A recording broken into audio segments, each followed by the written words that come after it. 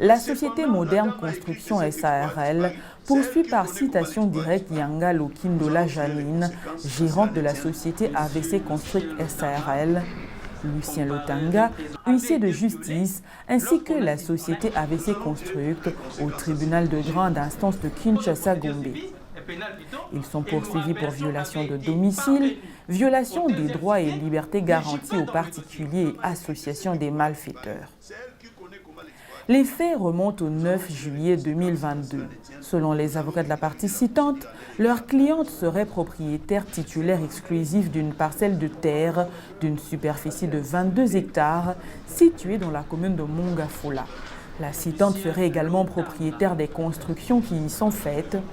La citante disposerait des droits exclusifs d'effectuer à l'intérieur de la dite parcelle les travaux de prospection, de recherche et d'exploitation des carrières telles que le calcaire à moellon, le grès et le sable.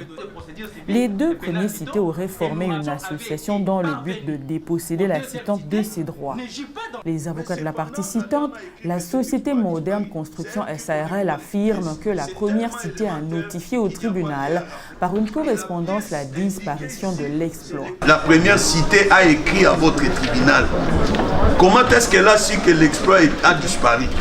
La première cité a écrit au tribunal que l'exploit a disparu, l'original. Ce que je dis est vrai.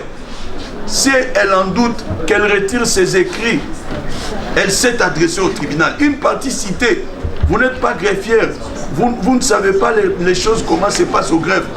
Qui vous a donné l'information que l'exploit a disparu?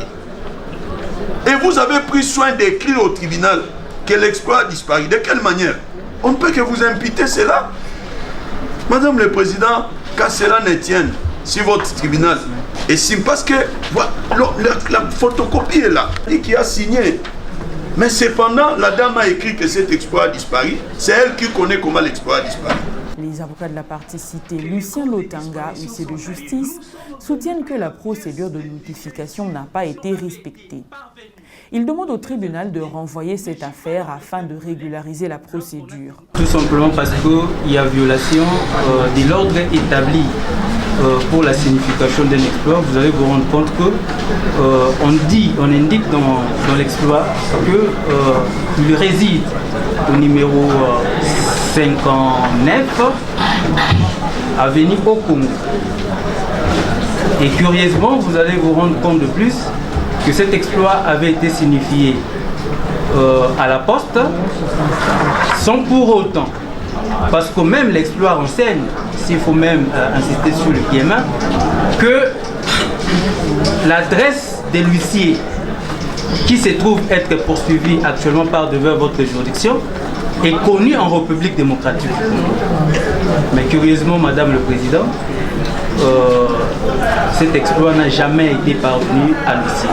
Alors votre nom, Madame le Président, étant donné même que la Poste n'a pas versé au dossier l'avis des réceptions que réellement cet exploit avait été signifié au destinataire, et donc au regard de l'article 59 et 60 du Code de procédure pénale, vous allez tout simplement considérer que cet exploit est nul, tout simplement parce que la procédure de notification, et voire même l'ordre établi par les législateurs, n'a pas été respectée. Les avocats de la partie citée, Yanga Lokindola Janine, gérante de la société AVC Construct SARL, affirme que la partie citante est la dernière à avoir détenu le fameux exploit. Les avocats de la partie citante brandissent la copie de la correspondance de la première citée, ce qui suscite un débat. Bien entendu, à ce titre-là, nous faisons observer ceci, votre honneur. L'original se retrouvait à un moment entre les mains de la partie citante. On dit que ma cliente a écrit ou réécrit. Mais à quel moment le dernier à avoir vu l'original, c'est bien la partie citante? Vous savez, dans la tradition africaine, ce sont les sorciers qui pleurent souvent de manière à distraire. Vous aurez compris que les causes de disparition sont arrivées. Nous sommes venus pour plaider, on a entendu parler. Et je pouvais même par souplesse accepter qu'on comparaisse volontairement. J'ai la correspondance. Quelqu'un qui vous écrit il informe le président du tribunal de la perte de l'original. C'est ça l'intitulé, le concerne l'intitulé de sa lettre. Perte de l'original des citations directes numéro tel. De qui elle a su que cet acte était perdu?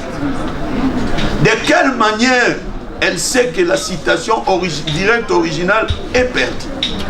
Et nous qui l'avons attrait, cité devant votre tribunal, auront-ils intérêt à faire disparaître l'exploit des citations originales? Je crois que la réponse est négative. C'est lui qui a intérêt que l'exploit disparaisse. Est connu. C'est la partie qui a l'épée de Damoclès sur sa tête. Le ministère public, dans son avis, demande au tribunal de se déclarer saisi à l'égard de la deuxième cité. Pour le ministère public, il y allait de faire la différence lorsque la signification est faite à domicile, à personne, et même par voie postale. Dans le cas d'espèce, la signification n'a pas été faite à domicile. Elle a été faite par voie postale. Et la condition légale est que on doit être muni du récépissé pour que le tribunal puisse se déclarer saisi. Dans le cas d'espèce, il loge au dossier le récépissé qui accompagne l'exploit. Donc le tribunal de Séa va se déclarer saisi. Et nous avons dit. Le tribunal se déclare saisi à l'égard de la deuxième cité et non saisi à l'égard de la première et troisième cité. Le tribunal se déclare saisi au motif que, comme l'a déclaré le conseil de cité, outre qu'il détient les pièces de procédure, il a même produit une copie tout en développant de façon ramassée les faits même pour lesquels son client est poursuivi. Donc, l'objectif de l'exploit a été atteint, celui d'apporter à la connaissance de la personne les faits pour lesquels il est attrait devant le tribunal de CA. Donc le tribunal est saisi à l'égard de la deuxième cité, reste non saisi à l'égard de la première et troisième cité. On va devoir envoyer pour régulariser la procédure à l'égard des personnes non atteintes. Le tribunal renvoie l'affaire pour régulariser la procédure.